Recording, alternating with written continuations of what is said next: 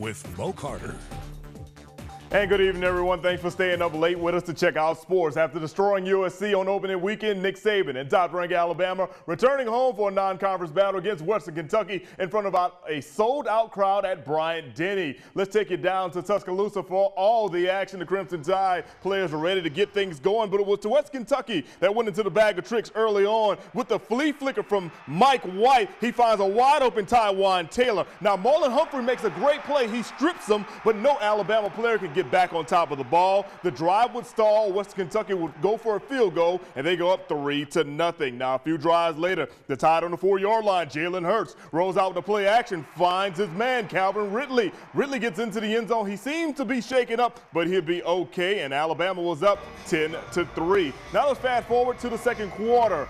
White back in that quarterback for West Kentucky, steps back to pass, and he'll be intercepted by Eddie Jackson. And Mr. Jackson knows what to do when he has the ball. He's going to make a house call, everyone, taking it all the way back for a touchdown. He's the lucky recipient of a pick six. Alabama cruises to a 38-10 victory, but after the game, Nick Saban not happy. You know, we got way too many penalties offensively, way too many inconsistencies. Too many penalties, too many shooting ourselves in the foot, getting behind them down a distance. You know, dropped some big plays, got a big play called back, 70-yard play called back for holding. Just, you know, need to execute a lot better. Now, before coming, Auburn's head coach Gus Malzahn was the head man of the Red Wolves of Arkansas State. Tonight, Malzahn's current team was searching for his first win against his old team. Sean White, he is the quarterback, so as you see, he was the guy going to be taking all the main snaps tonight, and early on, things were looking good for Mr. White and company. Check this out here. He's pressured by the defense of the Red Wolves and just flicks it over to former Masters Academy standout Kerryon Johnson, and watch Mr. Kerryon Johnson work. He goes all the way back to the other side of the field, then he'll hurdle a defender, showing his athleticism before he gets into the end zone for a touchdown. Auburn's on top 7-0. More from the Auburn Tigers, and Sean White showing his passing skills now. Stepping back to pass, they'll find Kyle Davis, who makes a spectacular catch near the goal line. That's a 42-yard gain. Kerryon Johnson will score, making it 14-7. Next Auburn possession, once again, it's White connected with Tony Stevens, and Stevens catches it across the middle, makes a few moves to 24 yards later. He's into the end zone for a score. How about Sean White? 303 all-purpose yards, 3 passing touchdowns. Auburn goes on to win by a final score of 51-14. We'll hear from Gus Malzahn and company on tomorrow. To the Bristol Motor Speedway we go, not for a race. No, it's the battle at Bristol. Former Virginia Tech head coach Frank Beamer in the house to see Virginia Tech take on the Tennessee Vols. Tech already up 7-0 as Trayvon McMillan takes the handoff, and 69 yards later, he's into the end zone finding pay dirt. Hokies go up 14-0 as Michael Vick looks on. But following a Hokies turnover, here comes Tennessee. Josh Dobbs to Jawan Jennings for a 5-yard touchdown. That makes it 14-7. Virginia Tech still on top, but Dobbs was not done just yet. This time, he'll step back to pass, and 38 yards later, he will find Mr. Josh Malone in the end zone for a score, 14-14. At that point, Tennessee, they have a big second half. They go on to win by a final of 45-17. More from the SEC now. Georgia taking on my mom's alma mater, Nicholls State. Bulldogs looking good early as they hand the ball off to Nick Chubb. He finds a hole to the outside and gets in for a score, 7-0 Georgia. But Georgia had problems putting the Colonels away. Late in the fourth at 26-17 as Chase Forkay throws it to the back of the end zone, and C.J. Bates makes a nice catch back there. That cuts the lead to 26-24. Late in the fourth, Georgia facing 3rd and 4. They need a first down to seal this game. And who are you going to give it to? How about Nick Chubb? He ran for 222 yards last week. Today he had over 100, and he picks up 4 yards for a first down. They would ice the game with that one. Georgia goes on to win by a final score of 26-24.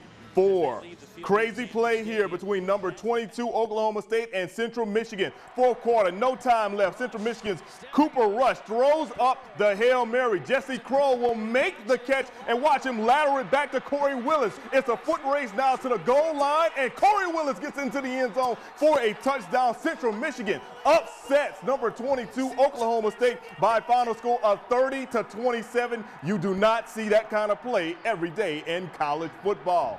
Now on the Clemson Clemson taking on Troy today down in Death Valley in South Carolina. It's the 50th anniversary of Howard's Rock. In the second quarter, the game is tied at 3. Deshaun Watson trying to buy some time here as he throws a 35-yard touchdown pass, complete to Hunter Renfrow for the score.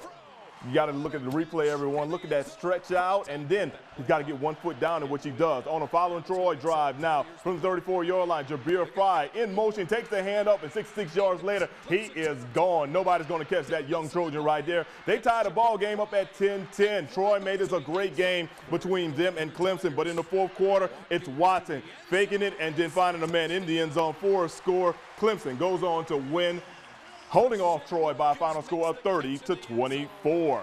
Now Alabama A&M, they were searching for their first win of the season today against Mississippi Valley. We've got highlights from Itta Bena, Mississippi coming up next. Covering high school, college, and the pros, you're watching WZDX Sports.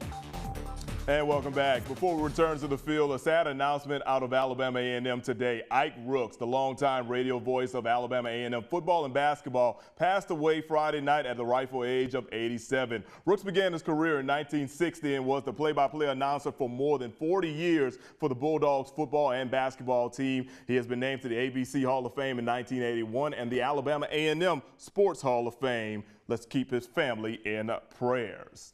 Now, Alabama A&M beginning SWAC play today at Mississippi Valley. You may recall last year, Valley came into Huntsville and knocked off the Bulldogs in overtime. The Bulldogs haven't forgot about that one, and that's why it was important to try to get that very first win today. Let's head to Rice-Totten Field in Itta Bena, Mississippi, the place where Bulldog assistant coach Willie Totten became famous with a receiver you might have heard of named Jerry Rice. Now, we pick things up early on. Former Guntersville standout Jordan Bentley takes the handoff and scores from 9 yards out. Bulldogs go up 7-0. A&M with the ball now at midfield. D'Angelo Ballard finds Brian Brower in the flats. He jukes one man, runs over another man, tight ropes the sideline, and 50 yards later, he's into the end zone for a score. Alabama A&M's now on top, 14-0. But later in the second, it's 14-10. Bulldogs up until Valley strikes with a trick play, everyone. It's a wide receiver double pass. Booker Chamber tosses down the field to Grant Sims for a 45-yard score. Mississippi Valley's now on top, 16-14, but A&M and company will respond before the half. D'Angelo, Tootie Ballard running the read option, calling his own number. He gets it into the end zone for a score, 21-16 A&M at the half. Let's check out your final score. Alabama A&M goes on to win 35-16. The Bulldogs are now 1-1 overall and 1-0 in SWAC play. Another big game from around the SWAC today. Alcorn blocks a late Alabama State field goal to preserve a 21-18 victory over the Hornets. And finally, Jacksonville State in Baton Rouge tonight taking on LSU. Leonard Fournette sitting out this game because of an ankle injury. Tigers up 6-3. Fournette's replacement, Darius Geis, takes the pitch and scores on a 4-yard touchdown. LSU's up 13-3. But back comes Jacksonville State. Their quarterback, Eli Jenkins. He's a pretty good quarterback. He finds Kendrick Sanders. And just like Deion Sanders, you're not going to catch this guy. And he goes down the sideline. He's about to be in the end zone. There he is right there. Touchdown. That cuts LSU's lead down to 13-10. But the Tigers will respond. Brykeithan Mouton with a 2-yard touchdown. LSU goes on to beat Jacksonville State by a final score of 34-13. Hey, that'll do it for sports. Stay with us. We'll be right back.